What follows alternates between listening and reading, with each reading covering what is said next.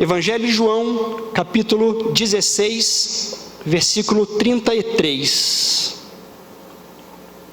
Amém? Diz assim a palavra do Senhor: tenho-vos dito isto, para que em mim tenhais paz. No mundo tereis aflições, mas tende bom ânimo, eu venci o mundo. Vamos repetir? Tenho-vos dito isto, para que em mim tenhais paz. No mundo tereis aflições, mas tende bom ânimo, eu venci o mundo. Glória a Deus por essa mensagem, por essa palavra dita por Jesus e que tem alcançado os nossos corações. Amados, eu gostaria de trazer aqui uma meditação sobre esse tema, que é tão presente em nossas vidas, mas para que a gente conheça e possa compreender um pouquinho mais, eu gostaria de trazer aqui um contexto sobre essa passagem. Mas para que se a gente fosse pegar de uma forma ampla esse contexto, nós deveríamos voltar lá no Gênesis, porque eu penso que esta palavra ela é direcionada para o grande propósito de Deus na vida do ser humano, que é justamente passar a eternidade ao seu lado. Desde o princípio, Deus criou o homem para que pudéssemos passar toda a eternidade ao seu lado. Portanto, o contexto desta história, desta passagem, eu penso que se inicia lá no princípio, lá em Gênesis, desde a criação do homem, onde o homem pecou e se afastou de Deus. De lá para cá, Deus veio criando meios para que nós nos aproximássemos dele novamente. E o homem insistia em se afastar de Deus, e Deus, na sua maravilhosa graça, no seu grande amor, Ele buscava meios para nos trazer novamente. E nós, desde a criação, nós temos tido uma facilidade muito grande de nos afastarmos de Deus. A nossa natureza pecaminosa, ela nos afasta de Deus, e Deus ele dá um jeitinho de nos buscar novamente. E durante toda a história da humanidade, ele vem fazendo isso. E nessa ocasião, eu vejo que que Jesus ele está num momento crucial, porque ele está trazendo uma palavra aos seus discípulos e, consequentemente, a todos os cristãos em todos os tempos, no sentido de permanecermos firmes para que no final, no fechamento, no desfecho de todas as coisas, nós pudéssemos passar toda a eternidade ao seu lado.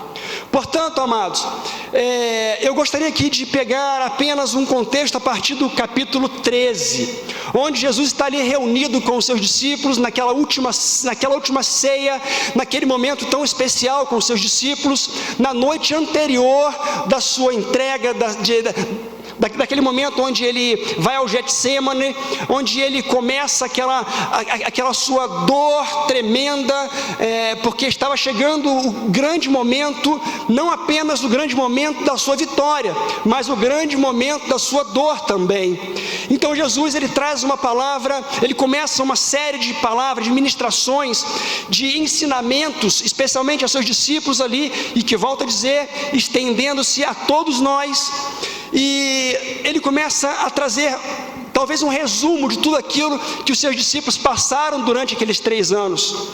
E a partir do capítulo 13, nós podemos acompanhar algo tremendo de ensinamento por parte de Jesus.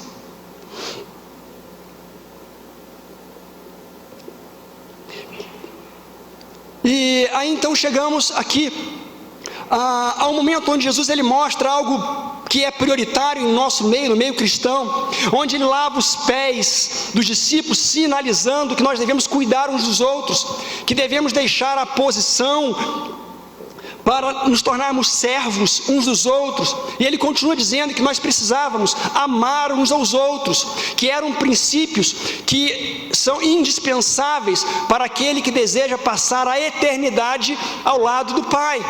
E ele continua dizendo, trazendo ministrações. Aí chegamos no capítulo 14, onde há um texto que eu gosto muito, talvez um dos que eu mais gosto da Bíblia toda. Aqui eu tenho eu gosto muito, na verdade, desse capítulo 14, onde ele começa dizendo: não se turbe o vosso coração, creia em Deus e creia também em mim. E Jesus continua dizendo que ele vai para o Pai para preparar morada, e para onde ele for, nós iríamos também. E lá no versículo 6, ele apresenta e mostra o caminho, dizendo que eu sou o caminho, a verdade e a vida. Ninguém vem ao Pai senão por mim. É preparando os discípulos, é mostrando o caminho, dando orientações acerca dessa importante missão, esse importante caminho que é a salvação. E ele diz: não se turbe o vosso coração, porque os discípulos eles estavam entrando numa fase diferente da vida deles, porque até então eles tinham Jesus ao seu lado de uma forma diferente do que eles passariam a ter daqui para frente, porque até então eles andavam ao lado de Jesus e eles somente observavam o que Jesus fazia, né? Aparecia um problema, eles chamavam Jesus: vem cá, tem um problema aqui, ora por esse enfermo. Tem uma pessoa aqui cativa, Jesus vem cá e liberta esse cativo. Tem um problema, tem gente passando fome, Jesus vem aqui e sacia a fome. Então era assim mais ou menos que foi a caminhada durante um período. Mas Jesus então começa a trazer uma série de palavras, de ministrações, para que eles pudessem ter o seu coração em paz, porque o momento a partir de então seria outro. Estava chegando a hora em que eles não mais teriam Jesus fisicamente ali ao seu lado. Eles teriam Deus, porque logo no capítulo 14, na verdade, no versículo 17, Jesus já apresenta que o Espírito Santo estaria com todos. Mas é diferente crer em Jesus da forma que eles acompanharam durante 3 anos e crer no Espírito Santo, que também é Deus, que também os ajudaria, que também estaria com ele. Porque Jesus, ele poderia ser tocado, e o Espírito Santo já era invisível, era tão real quanto Jesus, mas eles não poderiam mais ver. E essa é uma grande dificuldade que nós temos hoje também, né? Muitas pessoas buscam crer naquilo que conseguem enxergar. Pessoas hoje buscam aquilo que é óbvio e acreditam no que é óbvio, e têm dificuldade de acreditar naquilo que é invisível, mas que é real. O Espírito Santo está em nosso meio, amém? Glória a Deus. Tem alguém vendo o Espírito Santo aqui? Por favor, faz um sinal com a sua mão, né? Mas existe alguém que crê que o Espírito Santo está aqui? Então faz o sinal com a mão. Glória a Deus. Vamos dar uma salva de palmas ao Espírito Santo? Glória a Deus, aleluia, glória a Deus. Jesus então está dizendo: não se turbe, só o vosso coração pode crer em mim, creia também em Deus, vocês não estarão sozinhos. E ele continua então a sua série de ministrações e ensinamentos. Aí ele entra no capítulo 15, onde eu poderia resumir o capítulo 15 dizendo que Jesus, o que ele diz lá no versículo 5, onde ele diz: sem mim nada podeis fazer, mas comigo vocês podem fazer tudo, até mais do que eu fiz, mas sem mim nada podeis fazer. Eles poderiam ter tranquilidade, poderiam não se conturbar excessivamente em seus corações, porque em Jesus eles poderiam fazer. E é interessante porque Jesus então continua a sua ministração, a sua palavra, e ele apresenta ali no capítulo 16 de uma forma mais abrangente: o Espírito Santo estaria com todos e que estava chegando a sua hora, o seu grande momento, o seu triunfo estava chegando. Quando nós então chegamos nesse versículo em que nós lemos: e tenho-vos dito isto, todas essas coisas, a partir então do capítulo 13. Tenho-vos dito isto, para que em mim tenhais paz. Queridos, olha que coisa maravilhosa. Jesus dizendo que para que em mim tenhais paz, e todos nós queremos paz. Vocês querem paz, queridos? Todos nós queremos paz. Portanto, seria muito interessante se esse versículo acabasse por aqui. Basta crer em Jesus que você vai ter paz e acabar os seus problemas. Seria algo que nós gostaríamos muito que fosse dessa forma, mas infelizmente ou felizmente, Deus o sabe, que o versículo não termina aqui. Aí ele continua dizendo que no mundo tereis aflições. O versículo ele passa para uma outra etapa: no mundo tenhais paz, em mim tenhais paz, mas no mundo tereis aflições. Parece incompatível, né? Ou parece algo contraditório ele dizer: não, em mim tenhais paz, mas nós estamos no mundo. E ele logo em seguida diz que no mundo tereis aflições. Como é possível algo assim? acabou de falar de paz e agora já fala de aflição, de tribulação, de dificuldades. Como pode? Não parece ser meio contraditório? Mas não, porque o versículo também não termina aqui. Ele continua dizendo: no mundo tereis aflições, mas tenha bom ânimo, eu venci o mundo. Glória a Deus. Você pode dar um glória a Deus? Glória a Deus. Nós teremos paz nele. É certo que ele nos avisou que teríamos também aflições, mas graças a Deus o versículo também não termina aqui, porque ele venceu o mundo. E como nós falamos aqui anteriormente no capítulo 15, nós estaremos ligados a ele. E se nós estivermos ligados a ele, nós então também venceremos o mundo. Nós podemos vencer o mundo se estivermos ligados a ele. A ele. Nós precisamos estar ligados naquele que venceu o mundo. Portanto, queridos, é possível ter paz em meio a aflições. É algo que às vezes nós temos dificuldade de compreender, né? É muito comum nós vermos pessoas que estão em paz quando as coisas estão em paz. Mas só o crente de verdade consegue ter paz em momento de aflição. E nós precisamos refletir sobre isso, porque todos nós passamos por aflições, e nós precisamos nos preparar para isso, estar preparados para aflições. Lá em Efésios capítulo 6 fala isso, que nós precisamos nos fortalecer em Deus, na força de seu poder, e nos fortalecer enquanto está tudo bem, porque o dia mau ele vai chegar, as aflições elas vão se apresentar, mas que nesse dia da aflição, que a paz não se retire de nós, em nome de Jesus, que nós possamos viver esse milagre, porque é um milagre, nós temos nosso coração em paz, em meio a aflições, em meio a aflições. Amados, é tão lindo e tão maravilhoso, quando você tem aquela convicção de que em meio à tempestade, as coisas não fugiram do controle, porque absolutamente nada foge do controle de Deus. Em meio às aflições, você irá vencer o mundo pode apresentar todas as aflições, mas você tem convicção de que você está vencendo o mundo, porque está ligado na videira verdadeira que é Jesus. Isso traz um sentimento dentro de nós que Paulo descreve com muita sabedoria, que é a paz que excede todo entendimento. Não dá para compreender a paz em meio à tempestade, mas somente Deus faz isso ser possível em nosso meio. Não estou dizendo, queridos, que o crente não pode chorar, não pode sentir dor, não, o próprio Jesus sentiu dor. Nós podemos sim, mas em meio à dor, a paz ela não se retira de nós, porque nós temos algo maior. A nossa busca não é apenas aqui, mas a nossa busca é eterna. Como o pastor Sérgio sempre diz, que quando não faz diferença os 30, 40, 80, 100 anos que nós vivemos aqui na terra, se comparado à eternidade que nós viveremos do lado do Senhor. Então, quando nós temos essa perspectiva, esse entendimento, nós conseguimos superar as dificuldades com mais tranquilidade, com paz que excede todo o entendimento. Amém? Aí nós podemos dar glórias em todas as coisas, em tudo dai graças, em tudo dá graça, tudo dá graça.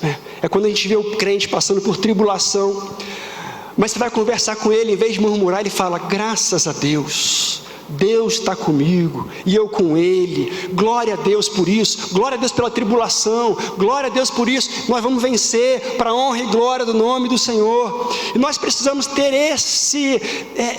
essa convicção, de que as aflições elas vêm sim, mas elas não podem nos vencer se nós estivermos ligados na videira verdadeira. Nós precisamos estar ligados nele. Portanto, queridos, só há uma possibilidade de ter paz verdadeira nesta terra, só uma possibilidade, de estar ligado nele. Amém? Então, queridos, não abra mão desse privilégio que ele tem nos oferecido gratuitamente. Glória a Deus. Mas, amados, na verdade, o que eu gostaria nesse momento é de prosseguir nesse momento tão especial, onde Jesus está preparando os seus discípulos para caminharem sem a sua presença ali física, da forma que eles estavam acostumados a ver durante 3 anos. Mas eles continuariam de uma forma diferente, a partir do Espírito Santo tomar conta e direcionar as suas vidas. Mas Jesus então prossegue nesse ensinamento, e Jesus ele dá uma pausa naquele momento, ali no versículo 33, parece que Jesus ele dá uma pausa, e ele muda o foco, ele muda o direcionamento da conversa, porque até então, Jesus estava falando de uma forma horizontal, estava falando com os homens, estava falando com os discípulos, aí ele para ali, e ele muda então a conversa de uma forma vertical. Ele faz uma pausa e diz: agora espera aqui, agora eu vou falar com Deus. E ele começa a falar assim, ele começa a fazer uma oração. E os discípulos ali. E a oração que Jesus faz é algo que nos ensina muito. Porque Jesus então estava para ter o desfecho de tudo aquilo que ele vinha preparando e que em toda a vida ele fez aqui na terra. E ele começa então a fazer uma oração, e essa oração ela é dividida em 3 partes. Primeiramente, Jesus ele começa a orar por si mesmo. Ele faz uma oração pela sua própria vida, pela sua pessoa. E eu vou ler somente alguns versículos para que a gente possa também estar aqui ganhando tempo. No versículo 1 do capítulo 17, nessa oração Jesus diz assim: Jesus falou estas coisas, e levantando os olhos ao céu, disse: Pai, é chegada a hora, glorifica o teu Filho, para que também o teu Filho te glorifique a ti. Só até aqui, só o primeiro versículo. Então nós vemos ali Jesus, naquele momento, fazendo uma oração por si próprio, porque ele sabia que algo muito sério, muito importante iria acontecer, estava por acontecer. E alguns podem dizer: poxa, mas ele é Deus, então ele poderia simplesmente se abster ou deixar de lado, ou botar no cantinho alguns sofrimentos, porque ele poderia todas as coisas. Mas Jesus, como foi dito aqui, foi lido com o pastor Wilson, que ele deixou de lado tudo aquilo que ele tinha direito, para se fazer igual, como homem, fazer homem, carne. E ele então ora a Deus, porque ele sabia do que estava por vir. Ele então começa a interceder pela sua própria vida, para que o seu projeto, para que o projeto de Deus se manifestasse de uma forma íntegra, completa, através da vida dele naquele momento. E eu fico pensando, o que será que estava preocupando Jesus, o que poderia trazer algum tipo de preocupação a Jesus, que o levasse a estar orando a Deus pela sua própria vida? Já pensou sobre isso? Algumas pessoas poderiam pensar: será que Jesus poderia estar com medo, porque ele sabia que ele sofreria, porque as profecias anteriores apontavam para isso, que ele seria castigado, que ele seria moído pelas nossas transgressões, e ele sabia que o sofrimento humano viria sobre ele de uma forma muito forte, muito presente, muito enfática, e ele sabia disso. Mas será que Jesus estava com preocupações, ou o maior medo de Jesus realmente seria as chicotadas? Será que Jesus estava preocupado, ou o maior medo de Jesus seria, o maior sofrimento, vamos dizer assim, Jesus seria a coroa que seria cravada em sua cabeça? Será que Jesus estava sofrendo pelas humilhações das palavras que ele ouviria na via dolorosa? Será que Jesus estava preocupado com o descaso das pessoas acerca do seu sofrimento? Será que Jesus estava preocupado em ter as suas mãos, os seus braços com os cravos ali? Será que ele estava preocupado realmente com aquele sofrimento, onde ele estaria pendurado naquela cruz, observando o seu sangue ser derramado? Eu penso que não, queridos. Eu penso que o maior sofrimento de Jesus naquele momento era que ele sabia que receberia toda a carga de pecados da humanidade que o separaria de Deus. Isso certamente, eu penso, ter sido a maior dificuldade de Jesus, que o levou a fazer oração por si mesmo, para que ele fosse glorificado em Deus, para que ele não sofresse por essa separação de Deus. A preocupação não era física, mas a preocupação era espiritual. A preocupação, o sofrimento era a separação de Deus. Isso já traz algumas reflexões muito importantes para as nossas vidas. O que é que tem nos preocupado? As dores que nós sofremos a partir de algumas situações que nos atribulam. Será que o que mais tem feito a gente sofrer são dores físicas, doenças? Será que o que tem feito nós sofrermos tem sido a dificuldade financeira, que muitas vezes levam pessoas a murmurações? O que será que tem feito com que nós venhamos a sofrer? Ou será que nós podemos ter uma outra visão disso tudo? E que o principal foco nosso seja não ter o afastamento de Deus, que as aflições não venham nos afastar de Deus. Isso precisa ser o foco das nossas orações, amados, para que nós tenhamos paz. Paz que excede todo entendimento, é saber que as aflições que nós podemos e iremos sofrer não venham nos afastar de Deus, como as tribulações passadas por Jesus na via dolorosa e ali pendurado naquela cruz, não o afastaram de Deus por completo, porque ele morreu pelos nossos pecados, mas ele ressuscitou ao terceiro dia. Portanto, amados, nós precisamos orar pelas nossas vidas, especialmente para que as aflições não nos afastem de Deus. Amém? Que as aflições não nos levem a murmurar. Pelo contrário, que as aflições, elas possam demonstrar a nós mesmos que nós podemos ter paz que excede todo entendimento. E a partir daí glorificar a Deus pelas tempestades que nós vivemos dia após dia. Amém, queridos?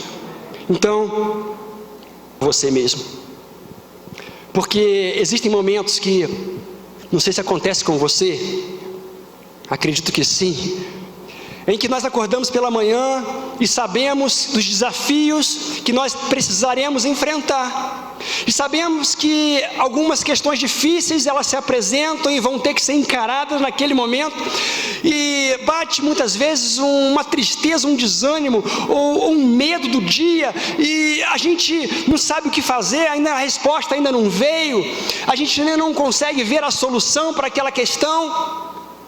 Queridos, nós podemos e devemos tomar posse desse ensinamento, desse direcionamento que Jesus apresenta aqui, dizendo: Senhor, tem misericórdia de mim nesse dia, olha para a minha vida, tem misericórdia, me ajuda a vencer os desafios de hoje, me ajuda a vencer as tribulações, esses desafios que eu não sei, não consigo ver a solução, não estou vendo a luz, mas a minha vida está em tuas mãos. Queridos, após orar por si, levanta e vai, que a vitória é certa em nome de Jesus. A vitória é certa em nome de Jesus, porque você está ligado nele, e ele venceu o mundo, e você também vai vencer em nome de Jesus. Amém? Glória a Deus. Mas Jesus então prossegue nessa oração, que eu penso que é um ensinamento também para aqueles que estão ali, para os discípulos e também para as nossas vidas. E Jesus então deixa a oração própria por si mesmo, e ele começa a orar pelos discípulos, onde eu quero ler apenas um versículo também, que está no versículo 15, onde ele diz: não peço que os tire do mundo, mas os livre do mal. Amados, então Jesus ali com a preocupação com os seus discípulos, apresentando então a Deus os seus discípulos, que teriam daquele momento em diante uma responsabilidade muito grande de perpetuar então a mensagem do evangelho de salvação, de eternidade, que a partir de então passaria por eles, mas sem a presença física de Jesus ali, mas de uma outra forma, que agora o Espírito Santo iria os conduzir, e eles não estavam acostumados com isso, seria algo completamente novo na vida deles. E Jesus então pede para que Deus os livre do mal, porque não poderia pedir outra coisa, porque eles estariam no mundo. Ou você acha que Jesus poderia mudar a oração dizendo o seguinte: Deus, Eu peço que o Senhor os livre do mal. Então tira eles do mundo. Era a única outra forma. Teria uma forma de livrar do mal também. Mata todo mundo, né? Tira eles logo daqui. Aí eles não vão mais ter essa participação no mal. Então, amados, deixa eu falar uma coisa para você. Se você não quer ter tribulações, se você quer ser livre do mal, ou dessas tribulações, há uma forma. Pede para levar, então, Senhor, né? Pede um infarto, né? Um AVC, né? Tira do mundo então, mas não é a vontade dele, não é a vontade dele.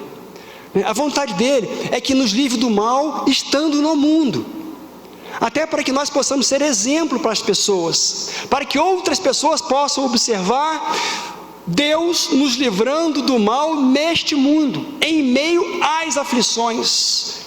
Esse é o desejo de Deus, que nós possamos ser vitrine de pessoas que venceram o mundo e mostrar para outras pessoas que elas também podem vencer o mundo se estiverem ligados a Deus. Amém? Então, queridos, ao invés de pedir para que Deus te livre das tribulações, peça a Ele que Ele te livre do mal. E qual é o mal? Qual é o principal mal presente na humanidade? É o afastamento de Deus, queridos. Não são as aflições, não são as tribulações, não são as tempestades da vida. Esse não é o maior problema da humanidade. O maior mal existente no meio da humanidade é o afastamento de Deus. Então Jesus ora para que Deus os livre desse mal. Jesus não orou para que os seus discípulos fossem livres da morte terrível que eles tiveram, todos eles. Jesus não orou para que João, que escreveu esse livro, viesse ser livre lá da ilha de Pátimos. Ele não orou para que Jesus os livrasse das dores da caminhada, não, mas que os livre do mal. Você acha que a oração de Jesus não foi respondida? Observando a vida dos discípulos a partir de então, as perseguições, as aflições, as lutas que eles passaram, não. Eu penso que a oração foi muito ouvida e respondida, porque eles foram livres do mal. Eles não tiveram afastamento de Deus. Portanto, amados, peça que você seja livre do mal, não das aflições. Amém? Amém? Talvez você nunca tenha, talvez o pastor Sérgio e os pastores presentes aqui nunca receberam um pedido de oração no sentido: pastor, ora para eu ter um infarto aqui agora. Já teve algum desses, pastor? Ora para ter um AVC aqui agora. Então, queridos, que a gente venha compreender isso. Não adianta a gente querer ser livre do mal dessa forma. Eu creio que nenhum de nós queremos, né? Não há necessidade. Nós podemos ser livres do mal através da proximidade, da ligação que nós temos com Cristo. Nós estaremos livres do mal, queridos. Amém? Glória a Deus. Então, isso também nos leva a compreender que nós devemos orar não apenas por nós, mas nós devemos orar uns pelos outros. Nós precisamos orar por aqueles que estão próximos a nós. Por quê? Porque todos nós estamos ligados nessa videira, e nós somos um só corpo, como nós participamos aqui da Santa Ceia, que nos faz um só. E quando nós estamos ligados nessa videira, nós precisamos ter consciência de que nós só somos fortes porque todos nós estamos juntos, unidos. Isso nos faz ter a consciência de que nós precisamos fortalecer uns aos outros, amar uns aos outros, cuidar uns dos outros, daqueles que estão ligados na mesma videira. Por que isso é tão importante? Porque no momento em que um está fraco ou está passando por certas dificuldades, sempre haverá alguém ao lado orando por você. Nós precisamos orar uns pelos outros. Por isso a importância de estarmos aqui hoje, cultuando a Deus, unidos como igreja, como corpo de Cristo, nesse lugar, onde nós nos cumprimentamos, onde nós temos comunhão, onde nós nos abraçamos, nós nos alegramos juntos e também nós choramos juntos, onde nós aqui oramos pelo irmão, pelos irmãos que sofrem por uma perda, onde nós compartilhamos as dores, mas também compartilhamos as alegrias. Portanto, nós temos que ter essa consciência de orar uns pelos outros. Eu estava aqui, queridos, no início do culto, todo o tempo, pensando naqueles irmãos que ficaram lá em Tatuí. Enquanto estávamos louvando aqui, adorando a Deus com os cânticos, eu estava também apresentando a minha adoração, a minha oração em favor daqueles que também estarão cultuando lá, orando por eles também, porque a mesma alegria que eu tenho visto aqui, eu quero ver lá e tenho visto lá. Nós precisamos ter isso em mente. Nós somos fortes e permanecemos de pé porque nós estamos unidos. Então ore pelos seus próximos, amém? Ore pelo seu irmão, ore pela sua família, ora por aquele que caminha com você, ore pelo seu líder de célula, ore pelo seu pastor, ore pelo teu irmão, fortaleça os teus irmãos, porque assim você está fortalecendo a si também, amém? Glória a Deus. Mas Jesus prossegue. Aí eu chego numa parte onde eu me emociono, eu gosto demais, e eu acho maravilhoso. Nós temos essa consciência do que Jesus apresenta então nesse capítulo, onde nós chegamos aqui no versículo 20, onde ele não mais está orando por si próprio, também não está orando pelos aqueles discípulos que estavam ali, mas ele começa então a oração por todos nós. Eu não rogo somente por estes, mas também por aqueles que pela sua palavra hão de crer em mim, para que todos sejam um, como tu, ó Pai, és um em mim e eu em ti, para que também eles sejam um em nós, para que o mundo creia que tu me enviaste. Glória a Deus. Existe alguém aqui que crê em Jesus através da ministração da palavra? Alguém tem sido ministrado, alimentado pela palavra do Senhor e crido que Ele é o Senhor? Glória a Deus. Então essa oração é para você, queridos. Te alcançou. A oração de Jesus me alcançou e alcançou cada um de nós. E irá continuar alcançando aqueles que hão de crer na palavra, aqueles que irão crer que Jesus veio para salvar o mundo. Portanto, isso nos leva a orar também por aqueles que ainda não estão aqui, talvez pelo seu familiar, pelo cônjuge, talvez pelo amigo, pelo filho, pelo pai. Isso nos leva a orar por aquele do trabalho, por aquele vizinho, por aqueles que hão de crer através da ministração da palavra, através do testemunho de vida, que também é um tipo de pregação da palavra.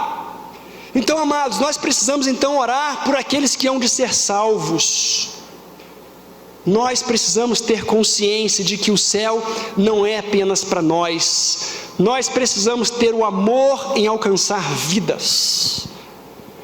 Não é o pensamento de eu já alcancei a salvação, amém, glória a Deus, Jesus pode vir e me buscar e tudo resolvido. Embora seria muito bom, né? Embora seria muito bom, mas nós precisamos talvez pensar como Paulo, no momento onde ele estava ali prestes a ser morto, onde estava ali já para ser julgado, e ele faz uma declaração incrível de fé e de entendimento, onde ele diz: o que é melhor, partir ou ficar? Certamente é muito melhor eu ir, porque eu vou estar eternamente ao lado do meu Senhor. Mas se possível, eu gostaria de ficar por amor a vocês. Será que esse tem sido o nosso pensamento?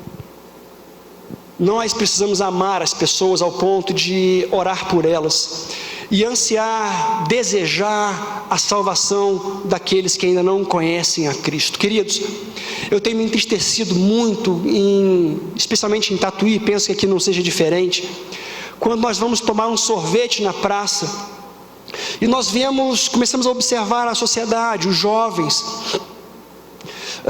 como eles têm se perdido de uma forma assim, tão cruel, E dói o meu coração observar a sociedade e olhar o caminho que eles têm percorrido. Famílias destruídas, pessoas sofrendo de uma forma assim absurda, sendo que a paz que excede todo entendimento está aí oferecida gratuitamente, não cobra nada, apenas um posicionamento. E nós precisamos sentir dor por esses que estão se perdendo, queridos, a ponto de nos levar a orar por eles. Amém? E esses dias eu tive um sonho, e esse sonho trouxe tanta alegria em meu coração. Estou dizendo aqui que é revelação não, tá, queridos? Não é revelação não, foi apenas um sonho. Não sei se tem alguma coisa a ver, se vai ser assim ou se não vai. Mas foi algo que trouxe muita alegria em meu coração. Eu comecei a sonhar com algo tão gostoso e eu não queria acordar. Não disse que eu queria morrer, eu só não queria acordar naquele momento. Mas depois que eu acordei, eu comecei a pensar, esse negócio deve ser o céu, né? Isso me trouxe alegria no coração, e renovou talvez as minhas expectativas, porque muitas vezes nós perdemos a expectativa de conhecer o céu, e nós precisamos orar para que as pessoas desejem estar no céu. Mas como nós vamos mostrar esse desejo que nós temos de ir para o céu, para que eles tenham também? Então Deus trouxe um sonho. Eu penso que Deus permitiu que eu tivesse aquele sonho, e eu queria contar um pouquinho para vocês desse sonho que eu tive. Eu não me lembro de detalhes como é que eu cheguei lá, mas talvez foi um piscar de olhos. Estava no momento que eu estava lá, e eu me lembro de um lugar muito bonito. Era um lugar que eu não consigo descrever a paisagem do lugar, porque eu não consigo compreender o que eu estava vendo, mas era uma mistura de mar, era um mar, e ao mesmo tempo que era mar, havia uma cachoeira, e havia muitas águas, e em meio a essas águas, subiu um vapor, como uma cachoeira, como uma grande cachoeira, ela cai, sobe aquele vapor da água, e era mais ou menos essa visão que eu tinha. Era um vapor que enchia todo lugar, mas embora tinha muitas águas, e aquele vapor estava sobre todos nós, e era um grupo que estava ali comigo, espero que sejam vocês, amém? Aquelas muitas águas não nos traziam temor, mas paz. E eu me lembrava, depois eu comecei a refletir sobre isso, e eu comecei a me lembrar das cataratas do Iguaçu. Alguns aqui conhecem cataratas do Iguaçu? Alguns conhecem. E ali tem muitas águas, e também sobe aquele vapor. Mas a diferença é que aquilo dá um medo terrível. Não sei se você é assim, né? Tem uma passarelazinha que vai lá no meio, e dá um medo de ir ali, querido, porque é muita água, você tem medo de cair ali no meio, né? Ninguém vai querer mergulhar naquelas águas. Mas essas águas que eu vi naquele sonho não nos trazia medo, mas paz, alegria. Ninguém tinha medo de entrar naquelas águas, né? E eu me lembro que havia um anfitrião que nos conduzia naquele lugar, nos apresentando todas as coisas. Ele nos levava a um lugar e mostrava aquela paisagem, e andava conosco sempre sorrindo, e algo muito gostoso a gente sentia. E eu me lembro que ali naquele momento, nós olhávamos para cima, tinha um penhasco assim muito alto, e no topo daquele penhasco tinha uma grande mansão, e a mansão era branca, com um parapeito assim na frente. E nós perguntávamos assim para aquele ancião: será que nós poderíamos ir lá? E ele nos conduziu até aquele lugar. E quando nós chegamos ali, era uma porta que existia, era uma só porta que tinha assim, e ela não era muito larga, mas todos nós conseguimos passar, né? E a porta não tinha fechadura. E nós chegamos e não precisamos bater na porta, nós já entramos, fomos entrando. E quando nós entramos naquela porta, havia algumas pessoas, um banquete, uma grande mesa exposta assim, e algumas pessoas sentadas, conversando, e era um ambiente muito amigável. E quando nós chegamos naquele lugar, eu me lembro que as pessoas se levantaram e sentiram muita alegria de nos receber. Eu até me lembro, interessante aqui, porque para mim foi especial, porque eu me lembro exatamente da pessoa que me recebeu naquele sonho, e era um senhor mais ou menos de 50 anos, 55 anos de idade, careca, moreno, né? E ele com bigodão assim, não sei quem era, mas ele me recebeu com um abraço tão gostoso, como se ele já me conhecesse há muito tempo. Olha que interessante, né? Eles não se incomodaram ali com a nossa presença naquele lugar. Aí nós fomos até aquele parapeito, né? E o anfitrião, ele subiu naquele parapeito e ele deixou o corpo cair. Mas ele não caiu, porque ele não morreria, ele não poderia morrer, e ele flutuou, e ele falou: vocês também podem vir, né? E a gente se maravilhava muito com aquilo. E aí eu acordei, que pena, né? Ou não, porque se eu não tivesse acordado eu não estaria aqui, né? Mas aquilo, queridos, me trouxe muita alegria, sabe? No dia seguinte eu pensei: eu não sei se vai ser assim o céu, não sei, né? Mas começou a trazer em mim o desejo, sabe, a expectativa de um dia estar lá. Eu quero muito estar lá, e por conta disso, desse meu desejo, dessa grande expectativa que está sendo gerada em meu coração, eu tomo posse dessa palavra que Jesus está me dando ânimo para vencer o mundo, porque eu quero estar lá. Aqueles que vencerem serão vestidos de vestes brancas por toda a eternidade, para passar a eternidade com Ele. E eu quero vencer o mundo através de Cristo Jesus, através da graça que me alcançou. Eu quero vencer o mundo, e eu quero ter a paz de Cristo por toda a eternidade, não apenas um pontinho que Ele nos oferece aqui. Aí chegando lá, eu quero ver se foi assim mesmo, se meu sonho teve alguma coisa a ver, se é assim mesmo ou se não é. Na verdade, eu acho que vai ser muito melhor, né? Muito melhor, até porque algumas coisas eu consegui descrever aqui, mas quem já esteve lá e viu não conseguiu descrever, né? Que é o caso de Paulo. João também não conseguiu, e certamente vai ser muito melhor, eu creio. Amém? Então, queridos, que verdadeiramente a expectativa maior do seu coração seja que um dia você esteja lá. Às vezes nós criamos expectativa com tantas coisas, muitas delas coisas secundárias, né? Meu sogro comprou um sítiozinho lá longe, mas pensa num lugar longe, e eu criei uma expectativa tão grande para passar um dia lá. Às vezes nós criamos expectativas por coisas tão insignificantes, e esquecemos da grande expectativa de um dia alcançarmos o céu. Então, querido, gera expectativa no seu coração, de que um dia você vai passar a eternidade com Ele, e que certamente vai te levar a orar por si mesmo. Senhor, me ajuda a estar lá. Que vai também te ajudar a orar por aquele que está próximo de você, para que o seu amado esteja contigo também lá. E também vai te gerar um desejo muito grande de orar por aquele que você nem conhece. Assim como aquele senhor me recebeu naquele sonho lá, que nem sabia quem eu era, mas ele se alegrou com a minha presença lá. E sabe o que eu estava pensando, querido, sobre isso? Talvez eles sejam aqueles que já morreram no Senhor, e nós sejamos talvez a geração que será arrebatada, porque eles serão primeiros. Os mortos ressuscitarão primeiro, eles irão primeiro, e talvez nós, como geração, talvez sejamos a geração do arrebatamento.